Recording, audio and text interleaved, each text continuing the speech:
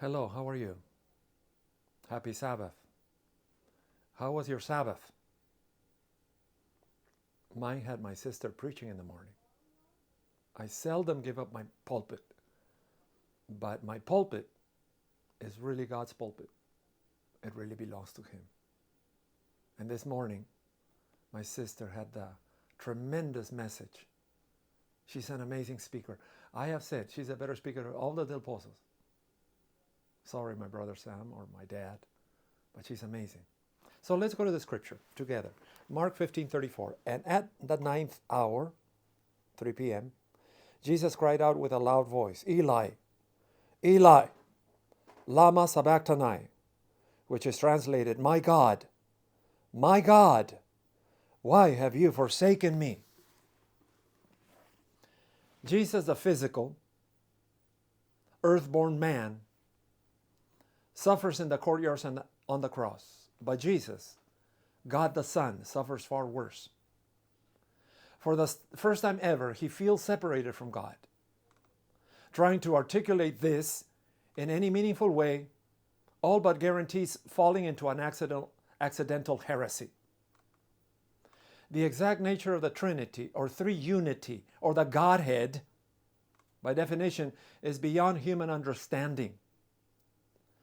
But Scripture is clear that Jesus' sacrificial execution on the cross involves something far greater and more spiritual than merely the death of the body. It is the death of the soul. It is the death of the mind. It is the death of the spirit. In some esoteric way, the Trinity, the reality of holy unity of love, is impacted.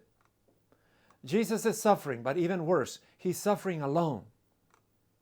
The words Jesus speaks are found in the beginning of Psalm 22. Father, why have you forsaken me?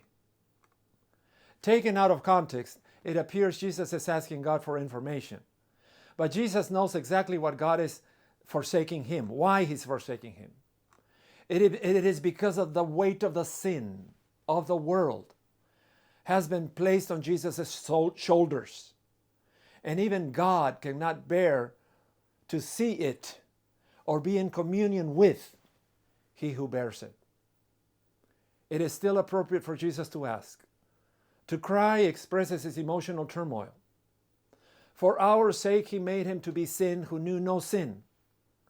But for our sake he made him to be sin who knew no sin, so that in him we might become the righteousness of God. So look at this picture. Look at the soldiers. Look at the wife of Pilate. By the way, Pilate was the grandson of the Herod who killed the children. Here's Jesus is on trial.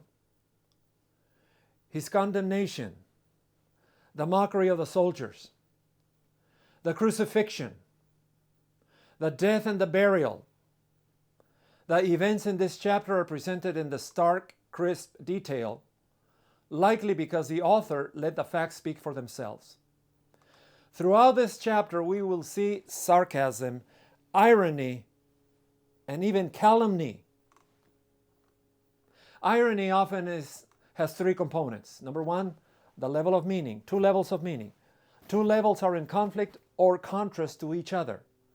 And someone does not see the irony and does not recognize what is happening and does not know that if he or she is the one who will suffer the consequences, he has to know the irony. So this week, every day, we're going to take one scripture, study the scripture. I will not add anything because it is the narrative of the crucifixion and the resurrection of Jesus Christ. Have a happy Sabbath, and I will see you tomorrow. I'm going higher.